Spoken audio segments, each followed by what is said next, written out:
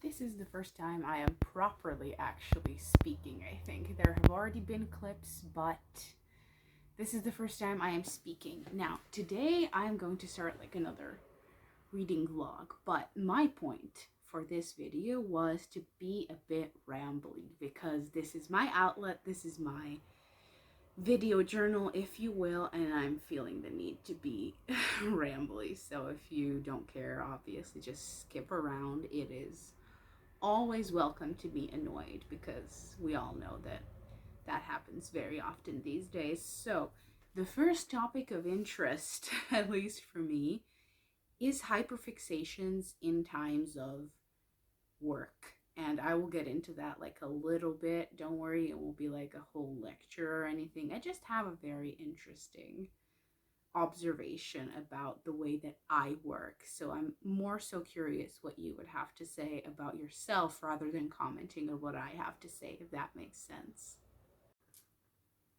The thing that I have to say about hyperfixations is very simple, and that is when I'm busy, I tend to avoid anything immersive while also consuming a lot. Let's just get into what that actually means. This year I've been hilariously occupied with university. Just for context, I have exam months in June and in September. So practically like May and June was spent on studying and exams, and August and September are spent on studying and exams. So I'm hilariously busy. And aside from when I went down to the seaside, assume that I did pretty much nothing in between. Now, I read a lot in June, and I read quite a bit in August. However, I avoid hyperfixations like the plague when I'm busy because I just know I can't really let myself do that. Like, which is why, if you've seen my last video, Fate, the series of anime franchises, was a bit of an exception because I didn't expect it to become a hyperfixation. It was something that I had wanted to rewatch, so it wasn't even something new that I discovered in May, like as a fun little thing before June got going in full. And it turned into a hyperfixation for like weeks, months, years, like that old meme of Stranger Things. I couldn't stop thinking about it. So, how did the hyperfixation affect me? I couldn't focus on anything else in terms of mindless entertainment. I pretty much like to be 1% immersed while I'm busy, so I don't really have to think about the work that I have to be doing. So having a hyperfixation wasn't great because that meant that all shows were inadequate, all books were boring, all YouTube was mind-numbingly dull. Having a hyperfixation when you're busy isn't great. So now I'm usually the person, I don't know about you, I'm usually the person that pretty much knows how I'm gonna react to something. Like, I know that if I'm gonna reread Bunga for my birthday, it has to be when I'm not busy because that'll be pretty much the center of my life for a couple weeks and I will be emotionally distraught, which I never want while I'm busy. Anything that I will do, I usually know the consequence it will have on me. So when a hyperfixation creeps up that I hadn't expected, I was just sat there fully waiting to rewatch one of my favorite animes and have a nice time, not be obsessed with it for 3 months and counting. I have the need to watch it again now. Let that sink in. It's just fully taken over my consciousness. And I've realized that that's because I've been busy, technically since that hyperfixation. So I feel like because I've been in a constant state of, I hate this work, and I just want it to stop. I feel like my brain associates the last good experience I had at the end of May with the hyperfixation and just refuses to let go of that. So, in order to heal after my last exam next week, I might actually have to rewatch all of it just so my brain can be like, okay, this is a closed circle now. Like, you began with the hyperfixation and you ended with the hyperfixation. You're done now. You're free. The circle is complete. I'm not sure if any of that made any sense, but that's my little rant on hyperfixations. So my question is, if you're someone who's busy, who has schoolwork, coursework, actual work, where you get paid for your trouble, how do you deal with something being immersive to the point of insanity, where you just sit down and are like, I literally can't afford to think about this so much, because very soon I'll be so tired that I won't be able to think about it and I'll just be miserable.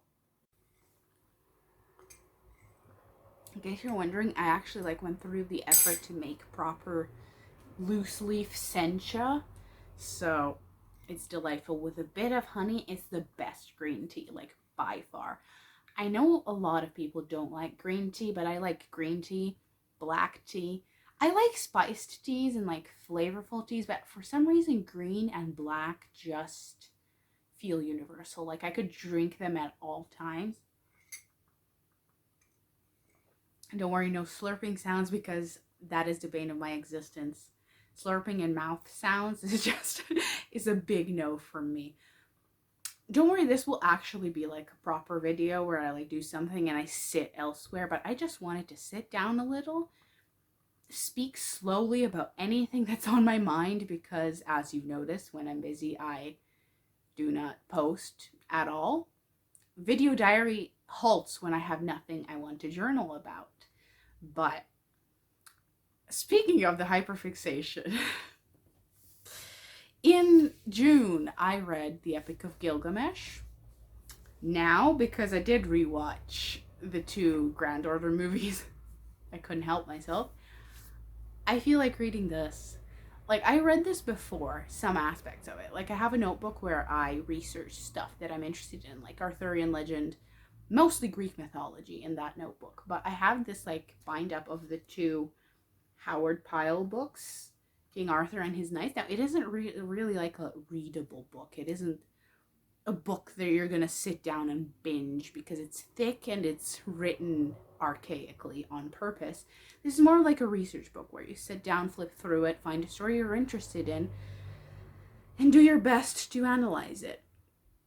I also downloaded on my tablet 2 of the original books. I think the one from the 15th century, whichever it is, the French word, le mort, you know the one. I'm not gonna say it, I don't know French. Le Morte d'Arthur, that's the one. It definitely wasn't French. I tried to do it Croatian, but you know what I mean. That book. And I downloaded the Once and Future King book 1. So I have all of these, so I can do a deep dive on Arthurian legend. This isn't exclusive to Fate. I bought this because I'm obsessed with Merlin, and it's been one of my favorite shows of all time since my childhood. So this isn't a new obsession. But considering that I'm thinking about Fate and not letting myself consume it anymore, I'm kind of trying to pull some of that interest elsewhere, The Epic of Gilgamesh, Arthurian legend, Irish and Celtic myths. I read that throughout June too. So I'm just doing my best to deal with the hyperfixation, as you can see. But aside from that, I also got, is it We've Always Lived in the Castle? I think it is We Have Always Lived in the Castle. This is a translation, as you can see. This is a translation because I don't have this book and they didn't have the English one in the library. So I was like, you know what the hell? This is short. I can read the translation to see if I like it or not. That's kind of what libraries are for. And I don't like reading in my language. I don't, because I'm way more used to English. my ear and my eyes and everything is, my brain is way more used to English. So I don't like reading in my language and haven't really done so since high school. But obviously I can. So I'm gonna do it if I have to. And the other two books that I just am randomly gonna talk about. Now, I'm not sure if I'm gonna read all of these in this vlog, but you might see snippets of them, which is why I'm showing them to you. We have Tenant of Wildfell Hall by Anne Bronte. As you know, in August I read Villette, which was indeed a delight. A delight. So I have Wuthering Heights and I have Another Charlotte. I'm not sure what order I'm going to read them in, but I got the Tenant of Wildfell Hall because my brain was like, you've read Charlotte, you've tried to read Emily, like, let's see what Anne is like, what her style is like, what the underrated Bronte sister is like, because a lot of people love this as much as Jane Eyre, if not more. So I'm really curious. I think I'm going to read this. I read like chapter 1, which I can't say was really indicative of her style. I hope it's somewhere in between the two because I love Charlotte and I cannot stand Emily. So I hope her style is somewhere in between, or at least kind of like Charlotte, even though she was closer with Emily. See, I also went on a Bronte deep dive, but let's not get into that now. This is a book that I don't know what to do with. I don't, because I feel like I'm not in the mood for it, but I also really want to read it. I don't know what to say.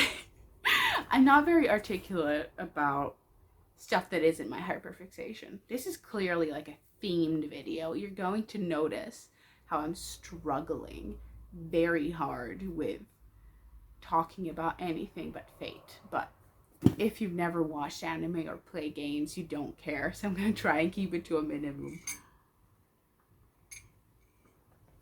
The last thing that I picked up kind of on a whim is Lord of Chaos.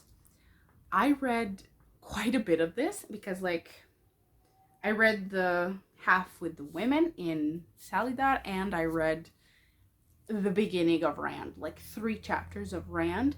Now, if you ever like wonder how I read the Wheel of Time books, because I keep saying like I read women, I read Rand, I read Matt, I have a very specific way that I read these books. I think past book 3, if I'm not mistaken. So if you ever care, you can ask me, but just ignore it if you don't care. Because as bad as the Wheel of Time show is, and me and my dad watch it just to make fun of it and to like try and figure out which snippet of the book they're alluding to. I wanted to read this as soon as I watched it because it kind of reminded me that these characters exist and how much I actually love the better versions of them. So I just picked this up and flew through it. I read like half of it in 3 sittings. The only problem is that I either read in 3 sittings or I don't read at all. So I haven't picked it up now in like a week. But it's a delight. I love it. I realized that with my reread, I'm loving the Wheel of Time so much more. Specifically because the first time I read it, I was in high school and I read it during the 2 worst years of high school, a little bit into the last one, where I was at my worst, like literally lowest of the low that I've ever been in my life. And reading books at that time, as you can imagine, might not be the best experience.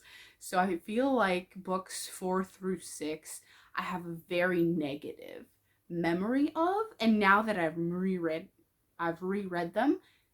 I've loved 4. I adored 5. It might be one of my favorites, and I'm loving 6. So I guess I might like it even more this time.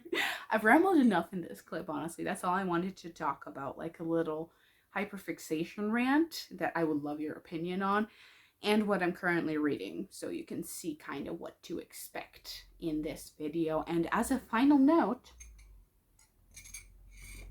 before I leave for greener pastures, I finished my book. I finished draft 2 of my book, to be precise. I still have the beginning to fine tune, but I'm done with draft 2 of my book. So hopefully by the end of this academic year, it will be done, polished, and ready to send. So that's a little milestone that I thought I would share. I just also thought I'd show you this one fun thing. First of all, that's the Epic of Gilgamesh. I got the Penguin edition because I really like the penguins, except they're pricey, so I always kind of opt for Wordsworth. But like the bookshop that I went to had just the one copy of Gilgamesh and the Penguins, and I got it. I have a discount in that bookstore. But I wanted to show you the difference between the Counts of Monte Cristo in the two editions. Like, this is Wordsworth, this is Penguin, because the difference is insane. First of all, let's just see the thickness.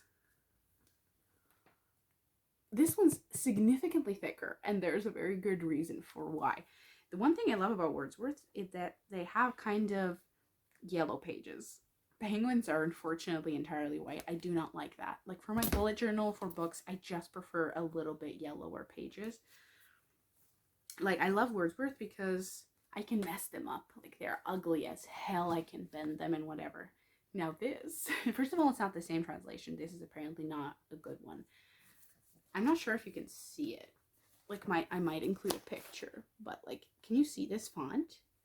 Can you see the monstrosity of this font? I could read 120 pages of this at best without crying. Like, this is why I stopped reading this book. I wonder if I try the other one, my experience will be less painful, but it's not even short.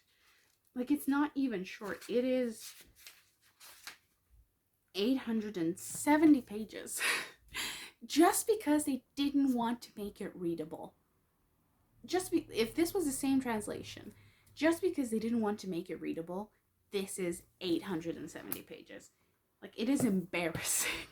Whereas this one, which not to mention is also a little messed up and the spine's broken and stuff because my dad already read it. First of all, stunning, but that, even if it wasn't, because not all penguins are, it's so much thicker to make it readable. Like, it has, what, 1,200 pages, I think? 1,200 pages. So they cut down on 300 pages in the Wordsworth just to make it not readable. Like, I'll try and do the font so you can see the comparison. Like, the spacing of the font, it is so much better. I think I'll like include a side-by-side comparison. It is so insanely better in this that, like, I had this for years. I bought it. My dad had to buy this because otherwise I would never read it. I would never even consider reading it because this one is just unreadable. Never get the Wordsworth of Count of Monte Cristo.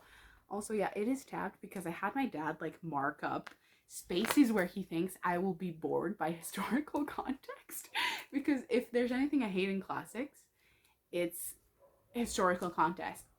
I'm not here for a history lesson. I know a lot of these books were published like by the page and weekly, so it was digestible when you read it weekly, but this is a 1,200 page book. I do not care what Napoleon was doing, how France was doing at the time, what Italy was up to politically. I don't care. If I cared, I would read a history book. Just give me the goddamn story. So all these blue tabs are like where my dad thought I could skim through or skip entirely the historical context. So if you ever want classics, always go for Wordsworth because they're cheap. You can mess them up and you'll still get the story. Then get a prettier edition if you like the book. That's what I do. But if it's this large, never get Wordsworth because you will not be able to read it. As per usual, because it is me, I've done nothing. Nothing of the reading that I said I would do. I instead finished The Two Towers. Actually, yeah, exactly. I exactly finished The Two Towers. I only have Return of the King left. I just sat down, read the entire second half of The Two Towers. I guess this has been staring at me since my birthday. So I've kind of been like, finish it. Like, nothing else matters. Finish it. And I'm loving it again. So that's great because it's not that it's colder or mistier or rainier. It is definitely not autumn yet here. However, my mood is sort of shifting that way because literally the entire internet has donned orange and brown and has fall leaves in every single thumbnail. So my mood has somewhat shifted, even though reality isn't quite there. But I am reading it. I hope to finish it, and It's just so good. The only problem with Tolkien is that you have to really be patient. You cannot be impatient with him because even when shit is going down, he will describe the rock, he will describe the mountain, he will describe the grass, and he will describe the trees. So you need to be patient with him or you're going to lose your mind. So when I wasn't in the mood for this, it just wasn't fair to push through. I think I really needed to wait to be in the mood for this. Now, that's my update. I've not been reading literally anything except Lord of the Rings, and that wasn't even on my list because I didn't think I'd be in the mood for it yet. So, that's kind of it. I just wanted to let you see the cat.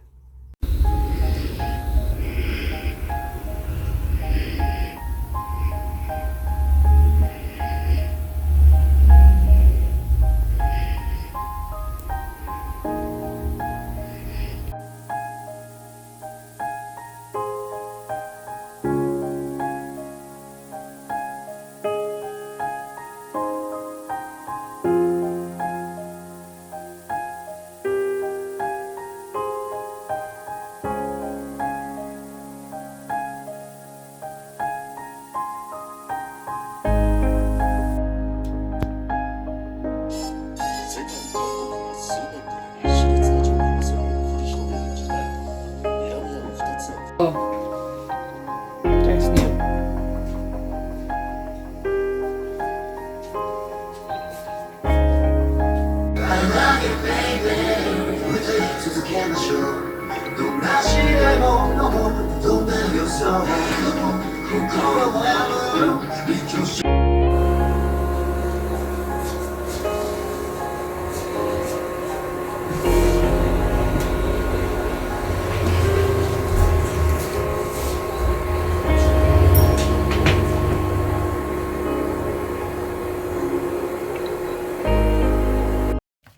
There is, of course, one problem with these types of vlogs, and that is that you have no idea what day it is. I think because of the last clip, you know, it is today, Friday the 13th in October, which I feel like is the perfect opportunity for us to do some of this again. Now, I pull this book out every single year.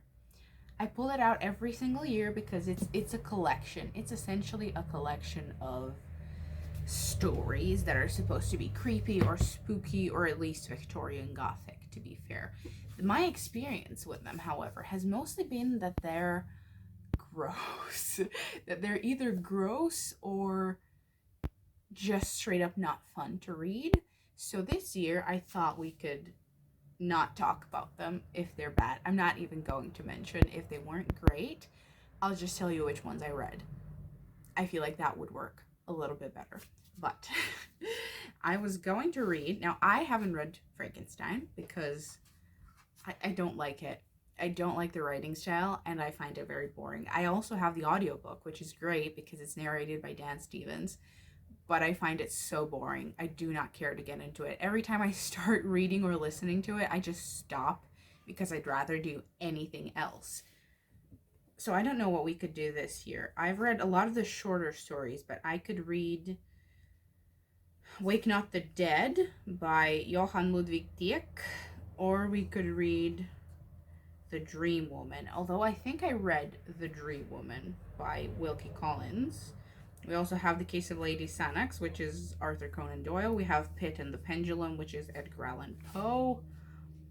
We could also do Louisa May Alcott's story. I think I've read a lot of the other ones. We also have The Executioner, but that's a little bit longer. Or we could read Kropsburg Keep by Ralph Adams Kram. So there are a couple options in terms of the Penny Dreadfuls that we could do. It's not even Halloween yet. The problem about October is if you don't live somewhere where seasons still work due to global warming. I am currently in shorts and I had the AC on like half an hour ago, even though it's the 13th of October. So there's no cozy blanket tea reading. It's like suffering because I cannot have the aesthetic that I would love to have. This isn't the October that I want. So I feel like when I put out pumpkins and candles and I read spooky stories and it's not even below 20 degrees, I feel like crying. So if you're also someone that has to pretend they're excited for autumn even though they do not have it yet, let me know, because I feel this acutely actually. So we will try and read one of these today, but I also have to go out and buy something, so I don't know if we will have that much time, but I want to read at least one, like at least one. I've been in university for 2 weeks and I'm pretending like I don't have any work yet, so let's pretend together. I am feeling a touch of melancholy. Now, if you know me at all, and if you've seen 2 of my videos, then you do. The heat is my seasonal depression. Months May through September are the worst months of the year for me. It's seasonal depression, summer edition, because I live in the Mediterranean, and with global warming here, it's either extremely cold or extremely hot, and we know which extremity I prefer. Currently, it is the 18th of October, and in 2 days it's going to be 26 to 27 degrees again, even though for the past 2 days it's been the middle of winter. So it's unbearable currently. Like, it's unbearable. I don't want to say I'm a seasonal reader more than I am a mood reader, because I'm always in the mood for stuff. I just don't have the energy. And with university and stuff that I have to do, I feel even worse.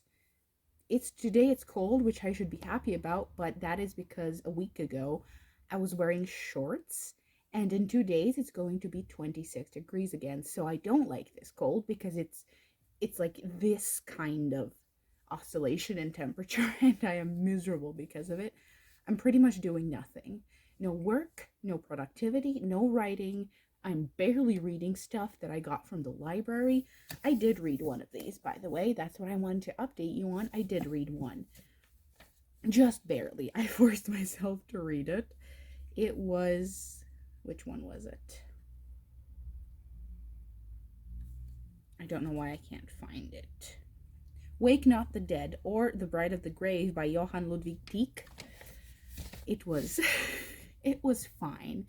It was fine. It's essentially a vampire story, so I did like get this mood and all, but it is supposed to be spooky October, get under a blanket October, not I'm going to have to take off my sweatpants and put shorts back on in 2 days October. So I'm just feeling miserable, absolutely miserable. And if you live somewhere with seasons, please let me know, because I feel like I need the motivation. I don't know if I'll read anything else from this. I'm not feeling the vibes. I'm just not feeling the vibes with this chaotic weather. So maybe one more on Halloween. We'll see. This is the last thing that I have from the library. So I'm going to try and finish this in the next couple of days, because I really want to take this back to the library. So this is like a short middle grade. This is next on the agenda. Don't know really why I picked this up. It's not thematically relevant to anything, but I picked it up, so I'm going to give it a try. At least the library expiration dates do kind of give me motivation. So also, I just noticed that my computer is on standby. Anyway, this is the next mission, and I also really, really, really, really want to finish Ajin and Earthsea. I want to continue Earthsea, so that's next on the agenda. I've read enough new books this month. I need to go back to rereads, because it's not me if I'm not doing rereads. So I don't know how much longer I'm going to keep this vlog open. I just really feel shitty.